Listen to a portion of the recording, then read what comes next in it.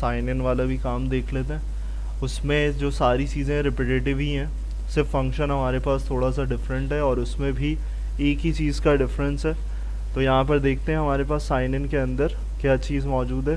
तो यहाँ पर देखो, सबसे पहली चीज़, यहाँ कंट्रोलर्स में हमारे पास दो कंट्रोलर्स बने हुए हैं और दो वेरिएबल्स बने हुए हैं। Same as it is sign up वाला काम है, कुछ भी नहीं करना, पूरा काम वैसे ही एज इट इज़ रखना है, लेकिन कुछ फंक्शंस और कुछ चीज़ें वहाँ पर चेंज करनी है। जैसे ईमेल और पासवर्ड है, तो अब यहाँ से नेम रिमूव हो गया है और यहाँ पर हमने क्या कर दिया, यहाँ पर कंट्रोलर के लिए हमने नाम दे दिए। अब कंट्रोलर के नाम भी वैसे ही रख सकते हो, वैसे ही तुम्हारे पास पूरा काम होगा। फंक्शन में चेंजेस क्या है, फंक्शन में तुम्हारे पास सिर्फ फायरबेस ऑथ से अब दूसरा फंक्शन चेंज हो रहा है। दूसरा फंक्शन कौन सा चेंज हो रहा है, sign in with email and password. जैसे पहले create with email and password था, अब sign in with email and password है और दोनों फील्ड्स रिक्वायर्ड भी सेम है, तो कोई डिफरेंस नहीं है यहाँ पर। हाँ, अगर जब यहाँ पर होगा साइन इन हो गया तो हमारे पास वैसे ही मैसेज आ जाएगा स्कैफोल्ड मैसेंजर के through, login successfully, same pattern, और यहाँ पर यूज़र लॉगिन हमारा वैसे ही चल रहा है। हाँ, यहाँ पर जो हमारे मैसेजेस हैं वो क्या मैसेजेस हैं, वो हमारे पास मैसेजेस ये हो सकते हैं, यानी कि हमारे पास दो चीज़ें हो सकती हैं जो एरर्स इंडिकेशन हो सकती हैं जैसे वहाँ पर थी। तो यही रिकमेंडेड है कि भाई हमारे पास क्या हो सकता है, पहला हो सकता है इनवैलिड ईमेल, यानी कि पहला एरर है कि भाई हमारे पास वैलिड ईमेल नहीं जा रही है, तो उस पर एरर पॉपअप करेगा।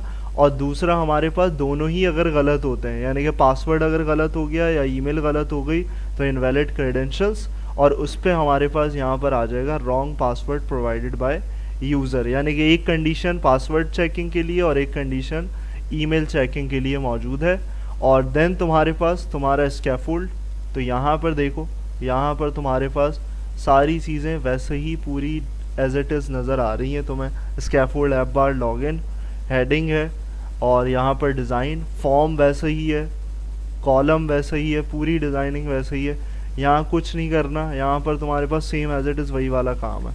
यहाँ तुम यहाँ क्या कर सकते हो, यहाँ पर यूज़र नेम नहीं लिखोगे क्योंकि यहाँ ईमेल डाल रहे हो, तो यहाँ पर तुम यूज़र ईमेल लिखोगे, क्योंकि ईमेल प्रोवाइड की जाएगी तो लेबल भी ईमेल का आना चाहिए।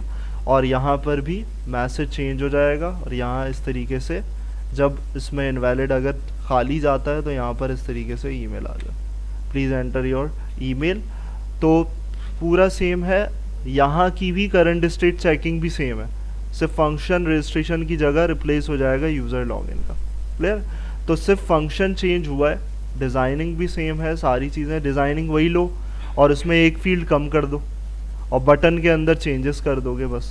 तो लॉगिन पेज पे यही वाला काम करना है, और यहाँ पर सिर्फ तुम्हारा फंक्शन में फंक्शन भी वही उठा लो, फंक्शन भी सेम उठा लो, और उसमें सिर्फ तुम्हारी यहाँ पर चेंज हो जाएगी, sign in with email and password की जगह तुमने क्रिएट एन ईमेल पासवर्ड की जगह sign in with email and password कर दो। क्लियर?